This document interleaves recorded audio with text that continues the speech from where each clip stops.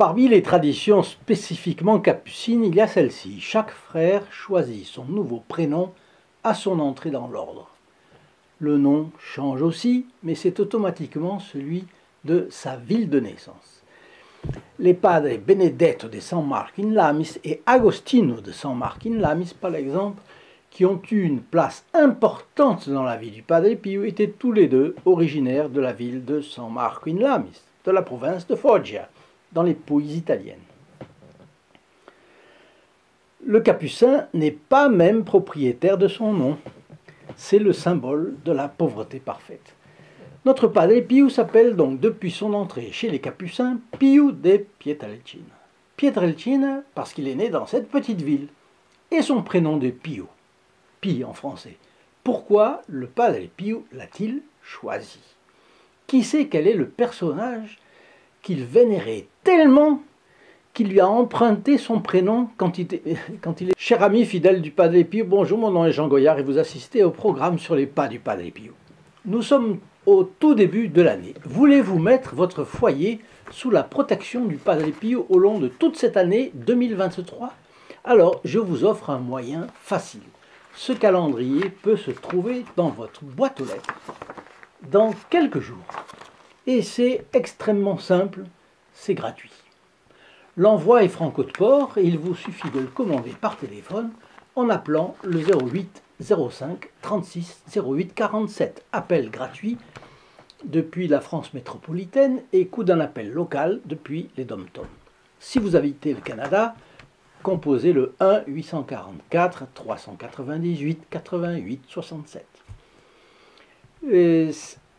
Je vous le recommande vraiment parce qu'il fera beaucoup de bien à vous, à votre famille et aux amis qui passeront. Chaque mois est agrémenté d'une phrase édifiante du Padre Pio et d'un autre côté, il est sous le patronage du Sacré-Cœur. C'était bien le moins qu'on pouvait faire. Donc, en ce début d'année, je réitère mes vœux à chacun, évidemment. En toute fin de vidéo, je vous laisse une belle prière pour que nous ayons tous une pleine dévotion eucharistique. Alors, la mission de victime du Padre Pio. Sur son image d'ordination sacerdotale, il a fait imprimer deux phrases. D'abord, le fameux passage du livre d'Esther, dans l'Ancien Testament. « Si j'ai trouvé grâce à tes yeux, ô roi, et si le roi le trouve bon, accorde-moi la vie, voilà ma demande. Accorde-la à mon peuple, voilà mon désir. » C'est le livre d'Esther au chapitre 7, verset 3. Et il l'a fait suivre de la prière suivante. « Jésus, mon souffle et ma vie.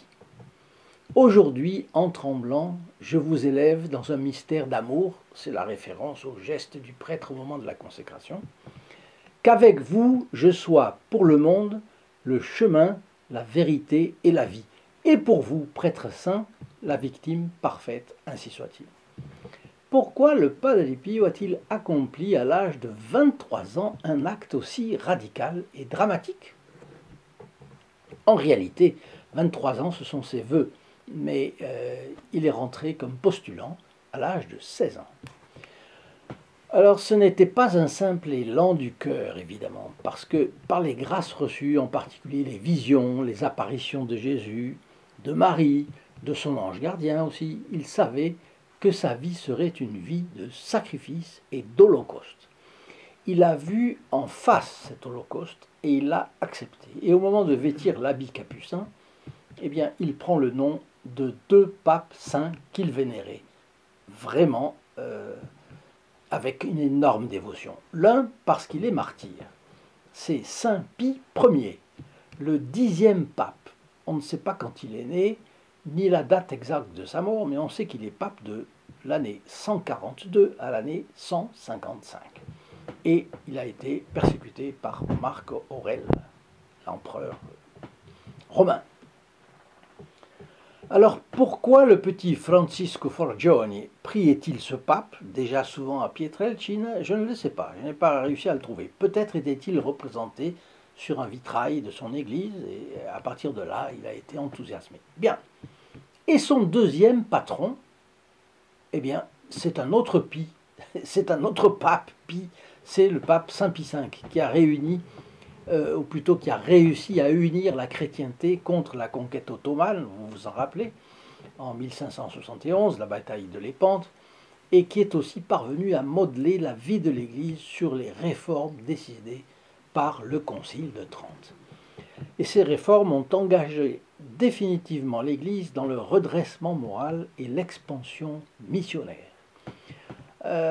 Comme on ne connaît pas précisément les dates de naissance et de décès de Saint Pie Ier, c'est en l'honneur donc de Saint Pie V que chaque année, le Padre Pio célébrait la fête de son nom, le 5 mai, jour de la fête de ce pape dans le calendrier de l'époque du Padre Pio.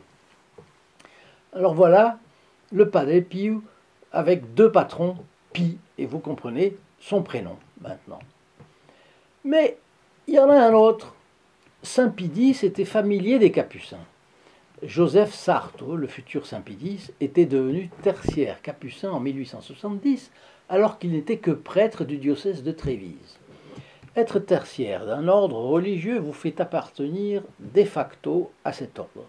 C'est donc avec propriété que l'on dit que Saint Pie X était capucin.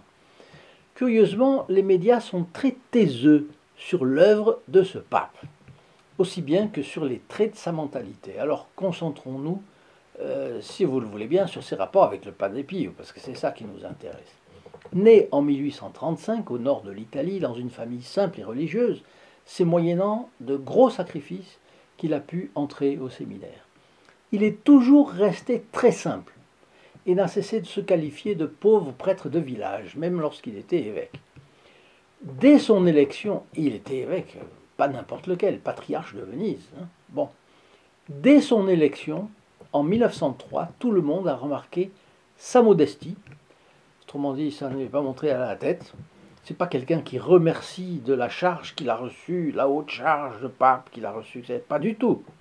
Il y a des gens aujourd'hui qui remercient des hautes charges. Alors c'est une charge d'être évêque, oui, sans doute. Alors on est ravi et on remercie la Providence d'avoir été élevé à cette charge.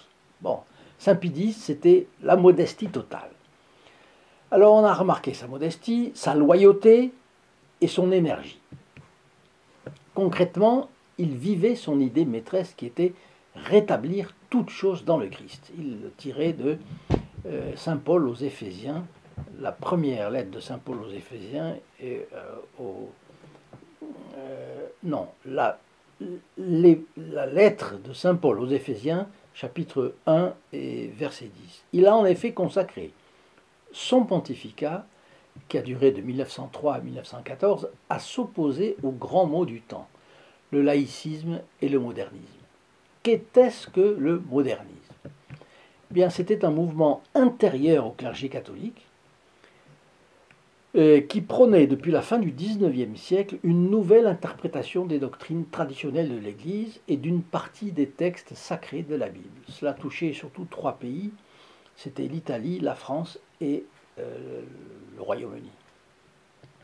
Ce courant a par la suite donné naissance à la nouvelle théologie du début du XXe siècle. Et voilà Saint Pie X qui meurt le 20 août 1914, en tout début de la guerre de 14, à 79 ans. Et sa béatification date de 1951 et sa canonisation de 1954. Alors voilà les trois papes Pie auxquels le Padre Pio avait tellement de dévotion. Alors la dévotion du Padre Pio à Saint Pie X, parce que c'est le plus récent, la plupart des biographes sous-estiment la relation entre les deux capucins. En fait, en apprenant la nouvelle de la mort du pape en août 14, le Padre Pio s'est exclamé la phrase suivante: « L'homme le plus pur qui ait mis les pieds au Vatican depuis Saint-Pierre est mort. Cette guerre a déjà fait la victime la plus innocente, la plus pure et la plus sacrée, le pape. » Alors on raconte trois fioletti du Padre Pio. D'abord, Saint Louis Orione. C'était un disciple de Saint Jean Bosco, et canonisé, donc il a fondé 2 congrégations pour s'occuper d'enfants, une congrégation d'hommes et une de femmes, et il a révélé au pape Pie XI qu'il avait vu le Padre Pio en bilocation, parce qu'il était à son couvent de San Giovanni Rotondo.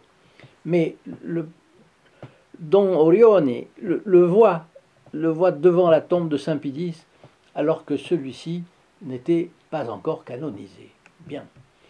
Et puis le cardinal Raphaël Méry del Val, secrétaire d'État du Vatican de 1903 à 1914, puis préfet de la congrégation du Saint-Office, qui, soit dit entre nous, a beaucoup persécuté le Padre Pio, eh bien, a également dit à Pie XI avoir noté que le Padre Pio se recueillait à genoux devant la tombe de Saint Pie X à l'occasion de la canonisation de Sainte Thérèse de l'Enfant Jésus, c'est-à-dire le 17 mai 1925. Autrement dit, le cardinal Méry del Val était là, et son témoignage est d'autant plus intéressant, d'autant plus au-dessus de tout soupçon, c'est que justement, il a été préfet de la congrégation qui a entravé énormément le Padre Pio.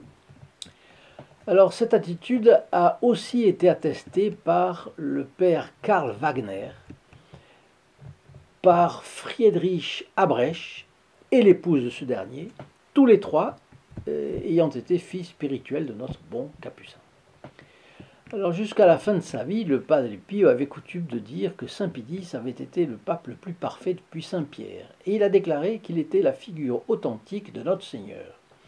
Une âme vraiment noble et sainte comme il n'y en a pas d'autre à Rome, disait-il. Pardon. Le Padre Pio a adopté comme le plan personnel de sa vie le programme du pape Pie X pour rénover l'Église et la société. Pour le pape, la sainteté, spécialement celle des prêtres, était la seule réponse possible à un monde hostile dont il voyait la dégringolade totale.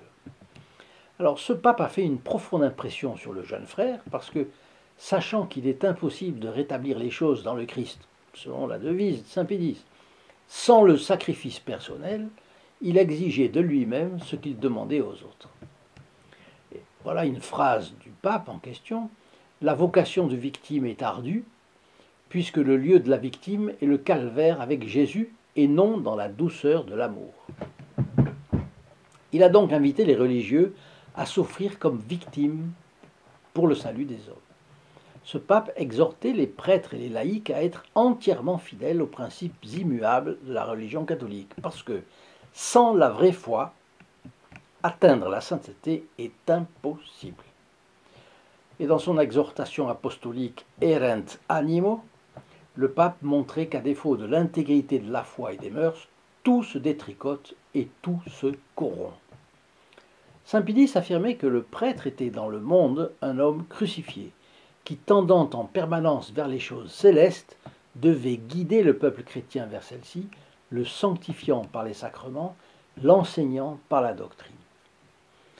Toute la vie de Saint Pie de Pietrelcina apparaît comme l'accomplissement parfait de cette invitation. Si l'on ignore le lien profond qui existe entre ces 2 capucins, le glorieux pape et l'humble frère, on ne peut comprendre en profondeur le modèle que notre saint Padre Pio a cherché à imiter afin d'accomplir sa mission de prêtre et de victime, autrement dit, un autre Christ. Alors je vous rappelle que dans la description de cette vidéo, vous trouverez le lien st-padre-pio.fr, c'est ici dessous, sous lequel je vous donne rendez-vous. Enfin, n'oubliez pas de vous abonner, de mettre votre like et de m'envoyer vos commentaires. Et maintenant, je vous donne la prière que je vais vous lire maintenant. Très belle prière, comme vous allez voir. Ô glorieux Saint Pie X, pape de l'Eucharistie, qui vous êtes efforcé de tout restaurer dans le Christ, obtenez-moi un véritable amour pour Jésus-Christ, notre Seigneur, afin que je ne vive que par lui et pour lui, Aidez-moi, ô Saint Pontife, à atteindre une ferveur ardente et un désir sincère de lutter pour la sainteté en faisant usage de toutes les richesses que le Christ nous donne dans la Sainte Eucharistie. Par votre grand amour pour la très sainte Vierge, Mère et Reine de toute la création, enflammez mon cœur d'une tendre et grande dévotion envers elle. Ô Saint Pidis, modèle béni du sacerdoce, intercédez encore pour qu'il y ait de plus en plus de prêtres saints et dévoués et qu'augmentent les vocations religieuses. Dissipez aussi de nos cœurs la confusion et l'inquiétude. Inclinez-les à la paix et à la concorde, afin que tout individu et toute nation se place sous le doux règne de Jésus-Christ, ainsi soit-il. Chers amis fidèles du Padre Pio, très bonne journée et à très bientôt. Au revoir. In nome del Padre, del Figliolo e dello Spirito Santo, e così sia. Sia lodato Gesù e Maria, e